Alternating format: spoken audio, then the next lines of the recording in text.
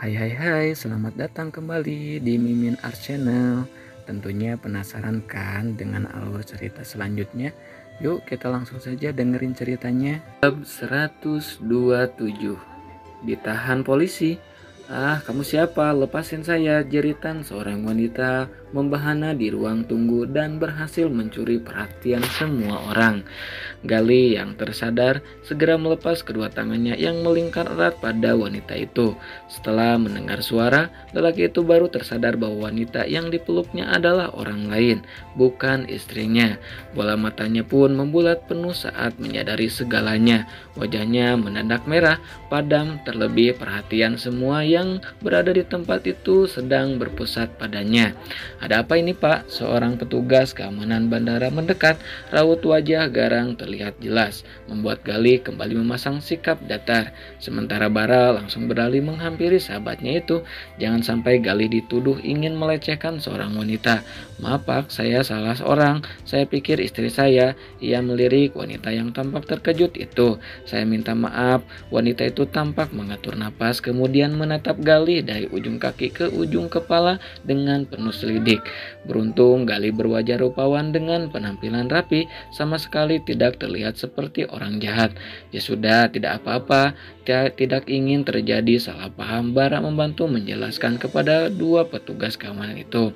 "Benar Pak, ini hanya salah paham. Kami sedang menyusul istri teman saya ini. Kebetulan dari segi penampilan istri teman saya dan Mbak ini hampir sama.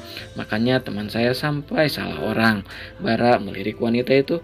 "Mbak, tolong maafkan teman saya. Ini hanya salah paham ya." "Ya sudah, kalau begitu tidak apa-apa. Makanya lain kali lihat yang benar. Main peluk saja." Bara memasangkan senyum di sudut bibirnya. "Sekali lagi kami minta maaf." Wanita itu segera meraih gagang kopernya dan beranjak pergi. Begitupun dengan dua petugas keamanan tadi. Sementara Gali terdiam beberapa saat di tempatnya berdiri. Kejadian tadi benar-benar sangat memalukan baginya.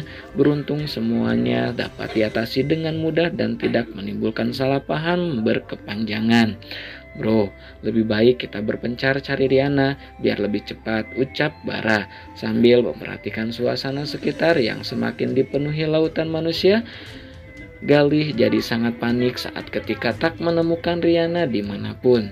Padahal mereka telah berkeliling di ruang tunggu dan bertanya ke sana kemari. Namun tanda-tanda keberadaan Riana sama sekali tidak terlihat. Bahkan setelah memeriksa penerbangan menuju luar kota di mana Riana tercatat sebagai salah satu penumpang. Namun rupanya wanita itu tidak berada di dalam pesawat. Kini Gali tampak sangat semakin frustasi. Ia telah menyisir hampir seluruh bagian bandara namun tak kunjung menemukan istrinya. "Apa jangan-jangan Riana tahu kalau kita mencari dia?" tebak Bara. "Mungkin saja tadi Riana tidak sengaja melihat kamu dan malah batal berangkat." Gali tidak menampik dugaan Bara. Setiap kemungkinan bisa saja terjadi. Sekarang ia hanya dapat berharap segera menemukan istrinya dan meminta maaf atas kesalahan fatalnya beberapa hari belakangan. "Tolong periksa penerbangan yang lain. Siapa tahu Riana beli tiket penerbangan lain."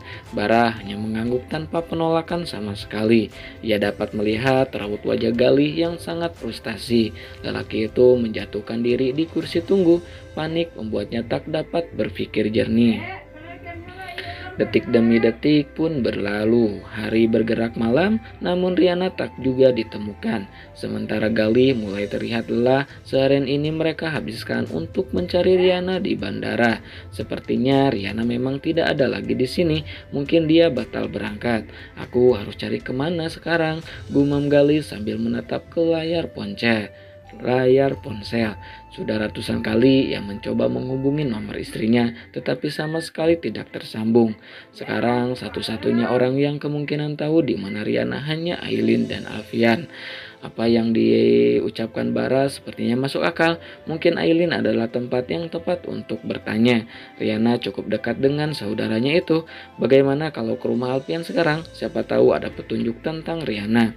Aku sudah minta anak buahku berpencar mencari, jadi semuanya jalan. Baiklah, tanpa mengulur waktu, keduanya segera bertolak menuju rumah sang bos. Jalanan malam itu benar-benar dipadati oleh kendaraan. Beberapa kali keduanya terjebak kemacetan di beberapa titik jalan. Lebih cepat lagi, perintah Galih membuat Bara yang mengemudi di sampingnya mendengus kesal. "Kamu tidak lihat ini macet parah? Ini bukan pesawat yang bebas hambatan. Cari jalan lain supaya cepat sampai." Ya ampun, Bara mengembuskan napas frustasi kesal. Namun ia hanya dapat menggerutu dalam hati sebab paham kondisi temannya itu. Butuh lebih dari 2 jam perjalanan untuk tiba di rumah mewah bagaikan istana itu.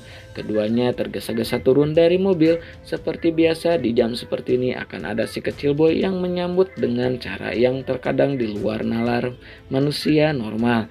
"Jangan bergerak atau saya tembak," teriak anak lelaki itu dengan kostum khas polisi dan atribut lengkap. Sebuah pistol mainan ia arahkan kepada 2 pria dewasa yang baru memasuki rumah. Bara menatap boy dari ujung kaki ke ujung kepala.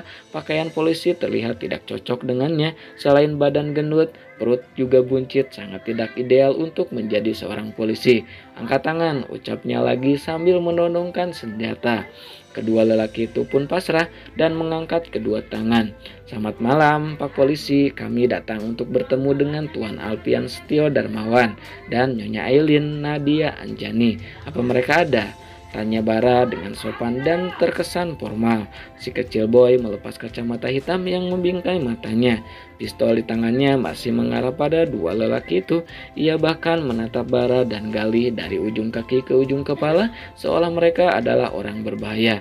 "Maaf, ada keperluan apa? Saat ini di rumah kami sedang ada teroris berbahaya. Jadi tidak boleh ada sembarangan yang masuk," jawab boy polos. "Teroris berbahaya? Masa sih?" Kedua alis Bara saling bertaut membentuk busur panah. "Iya benar, makanya tidak boleh sembarangan melintas." Bara berjongkok di hadapan anak lelaki itu. "Ngomong-ngomong, Pak Boy ganti profesi lagi ya?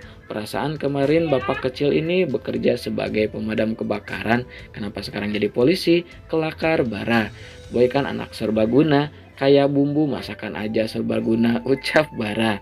"Ya sudah, Mama sama Papa, Pak Polisi di mana? Om Bara sama Om Gali ada keperluan penting yang tidak bisa ditunda-tunda. Om Gali lagi kehilangan sesuatu yang berharga." "Oh, itu gampang. Silakan melapor 1 kali 24 jam," jawab Boy. Membuat Bara menepuk jidatnya, ingin tertawa, namun situasi saat ini benar-benar sedang terdesak. Tanpa disadari, Gali dan Bara sepasang mata sembab sedang menatap ke arah mereka. Dengan tubuh terhalang sebuah pilar besar, satu tangan terangkat mengusap air mata yang jatuh membasahi kedua pipinya. Nah, segitu dulu ya bab 127-nya. Makasih buat kakak-kakak yang selalu stay tune. Jangan lupa di like, di subscribe juga. Bye bye.